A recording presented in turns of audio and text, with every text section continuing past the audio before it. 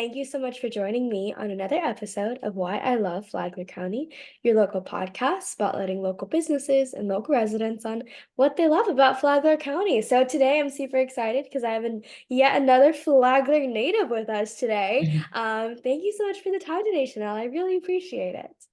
Hey, thank you so much, Macy. I'm really excited. I love what you're doing. I Thank think it's you. fantastic for our community. I think it's a fresh take on what we need to get everybody connected and aware. So thank you for Yeah. having me. Oh, of course. I really appreciate it. I mean, I really love spotlighting local people, and it's been awesome that they've been just as receptive as coming on and sharing some time because otherwise, then the podcast doesn't work, you know? So, a really Yes, big part of that is, of course, that's coming true. on. So, them lending me their time, I appreciate it. So, why don't we kick it off? I've had a few Flagler natives, believe it or not. There's a lot of you guys actually out there. I think people are surprised to Yeah. know. Um, Yeah. Tell me a little bit about, the journey of, coming here, being here in Flagler, and kind of just seeing the what's the word? Like just extreme growth in the area in the hmm past, so many years that, it's been here. Yeah, sure. I'll take you on my journey. So I moved to Palm Coast when I was 2 years old. My parents are Caribbean natives. They moved first to New York, which I find is the journey a lot of people take. They maybe moved to up north or they're from up north, and then they found out about Palm Coast and came down south. So my parents found out about ITT, which is one of the original builders. And so we moved down here, myself and my siblings, and Palm Coast has pretty much been home ever since, with the exception of a couple years. So I'm one of those rare people that's been here from when we had a Scotty's and just the one McDonald's. Belterre was just one lane going either direction, just the one high school. Yeah, even heading out towards 100, heading towards the beach. I mean, it was just trees on trees on trees. A lot of the neighborhoods were just trees. So I've seen the development just grow. I remember when we got incorporated in the late 90s and just the growth and being kind of really proud of that in some way, just because, like I said, this is home. I went to elementary, middle, and high school here. So a lot of the seniors that I work with for my job, they are former teachers, they're former grandparents of kids I went to school with, former neighbors, coaches. So home is here and the population is really special to me. So I'm grateful to be one of those, I want to say original, but just a long time Flagler County resident. Definitely, I would consider that an original. Yeah, it's been so great. Like I guess I didn't realize how many natives, because you mentioned like they are pretty rare of not only Florida Mhm. natives in general, but Flagler as well. So I feel like at this point I've talked to so many people telling me the story. Like I can picture it in my head too. I'm like, yeah, the one stoplight on Belterre, it only Yeah. takes like 8 minutes to get to the beach. Now it takes closer to 20. I'm like, I'm sure I feel like I've been there too. So it's so cool to hear everyone's story. I don't even know what a Scotties is. This is my first time hearing this. So Yeah, you learn a Scotty's. new perspective. Yeah, we Yeah. had Food Lion. Oh, Yeah, Eckerd's, okay. Kmart. We had a Kmart. So Yep. yeah, it's been a while. That's so cool to hear. It's awesome. Um, did you have any thoughts about the growth while it was happening? Maybe when you were younger, you're like, what is this that's happening? Why are so many things opening up? Yeah, at first it did seem a little bit strange, especially as schools started getting Mhm. developed, because you went to school with your core group and then more people started coming, or they started dividing us into these different regions for the schools. And so that was kind of the first taste of me experiencing the growth on a personal level. I am grateful for the growth. I've met so many wonderful people that have come to our county in the past, 10 years. In the past 20 years, my husband was one of them. His family moved down from up north. So, of course, I'm grateful that they came down here too. But there were times that it was a little bit kind of disconcerting to see the growth, wondering how we were going to be able to, you know, have all of these people here in this small area. But it's been great. I especially love to see the different cultures that we've had come down. I think it great gives a greater just awareness and a vibe to our county, just the growth and Definitely. different types of cultures and people. So it's great. Yeah, that's awesome to see. I mean, I've only been here. I think this next week I'm gonna come up on 2 years, which has been really Oh, cool. wow. But Eve, Congratulations. thank you. But even for the 2 years, I've seen so many people who are even newer than me. And so I can kind of help them and lead them down the path that, I went on as well. And it's just really cool to see growth, even when I thought I was the newest person on the block, and now I'm no longer that. I'm like, wow, who knew? Yeah. But it's really Yeah. fun. Switching gears just a little bit, I'd love for you to talk a little bit about what it is that you do for work and your job, and all the education that you bring to the community. So I'd love for you to touch a little bit on that.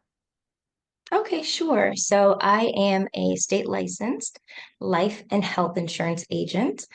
So I work primarily with Medicare recipients, those 65 and older or under 65 who are on the program, making sure that they feel educated, make sure they're aware of the process, make sure they know about the program, and that they have the benefits that they're entitled to, right? I find that a lot of people throughout the years talking to people about their insurance in general, they just kind of weren't sure. They know they have it, they know it's there in case they need to use it, but as far as the details and what they are entitled to, they might not have that awareness, or why certain things are the way they are. So, with this career, it's been really a joy for me and kind of a fulfilling purpose that I'm able to meet with a lot of people in the community, talk with them directly, and just kind of help them make sure they have what they need. And my journey to this career, it started, I was a paralegal for many years and had clients that had questions about their insurance after personal injury, problem or anything, having to talk to them about their insurance. And I found again that there was education lacking. And then fast forward, I was a sign language interpreter for many years. You'll see I talk with my Yeah, hands a lot. So working with the deaf in our community in our local counties, helping them with their medical appointments or schooling. And a lot of times, in particular, at those doctor appointments, they would have questions about their insurance or their coverage. And so it just kind of got me thinking that it might be a field to which I would enjoy, getting to be a part of. So all roads have led here. So with that, being said, that insurance aspect, I also work a lot with retirement benefits and your financial planning, your annuities, making sure you have the successful pillars for retirement in place. So when the time comes, you're able to be covered. So it's again kind of an all-encompassing job. So just I guess as a summary, I work health insurance for all lives, not just seniors, but primarily seniors. So health insurance for all lives as well as supplement policies, life insurance, and some financial planning.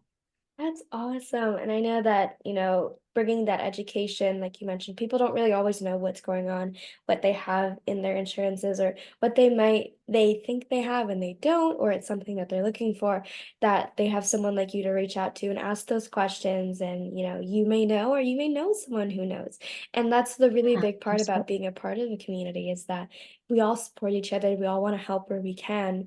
And it's so cool that you did a lot of interpretation for ASL, because interpretation is not easy. I hope everyone knows that. Like, if you don't know another language, you think like, oh, it's just like there are direct translations everywhere. It's like, no, that's not really the case.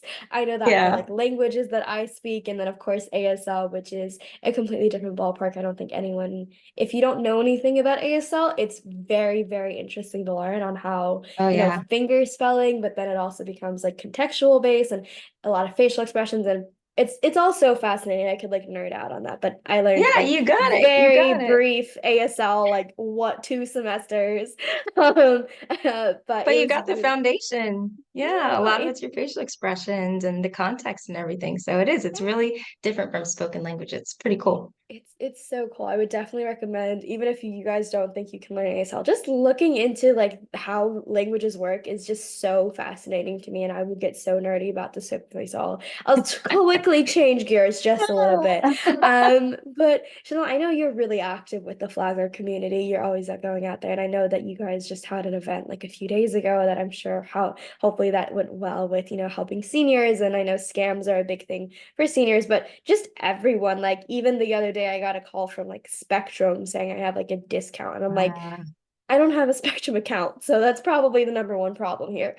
Um, but yeah, so what would you recommend for, us newbies to the Flagler area? Maybe places to go, events we can go to, groups we can join, and really kind of get active with the community, kind of put ourselves out there.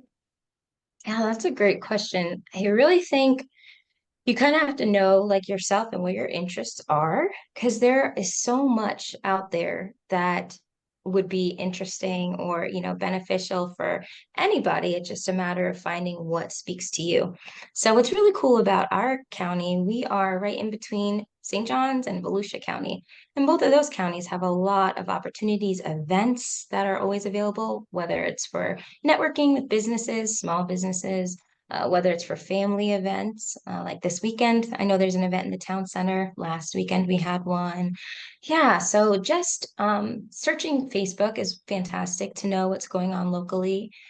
Your YouTube channel gets you connected with different professionals in the area, as well as just kind of speaking to people. I think what we've learned a lot since the pandemic, especially, is we really need each other, and to be isolated or just as an individual can be detrimental to your mental and physical health. When you really connect with other people, that brings so much purpose and joy, right? So talk to your neighbors, ask them, hey, what are you doing this weekend? What are you involved with? What community events are you involved with? What groups have you met? I think that's a great resource. Yeah. But for me personally, like I said, working with the Spanish community or the deaf community as well has been a big passion for me. Networking with other small businesses, meeting like-minded people that have a focus on making sure our legacy generation in particular are taken care of. I really gravitate towards those kind of groups. And it's what's cool is we have the Professional Women of Flagler County too. I love that group, full of fantastic women from all different walks of life and different professions that have such wonderful advice. So that's a great group. Down to just surf clubs and workout groups. Right. Or pet adoption, walking clubs. Like there's so much out there. Right. Definitely people need to take advantage and get out there.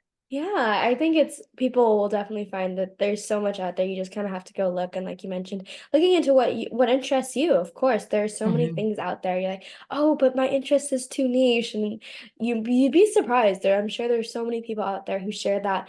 And maybe if there's not something already there, you can go out and you can start your own. I know so many people who are like, I didn't see anyone who was doing this, so I started it, and now we have like 20, 30 members, and we all meet regularly, and people are surprised by just putting something out there into the world that it really can come back, and that's so cool that you work Yeah. with so many of those communities. So Janelle, thank you so much for the time today. I really appreciate it. It was so great to meet you the other day, and then continuing to learn Yes. about what you guys do is really, really awesome. And I know you have a huge heart for our community and other surrounding communities. So it's so great to hear that on the podcast.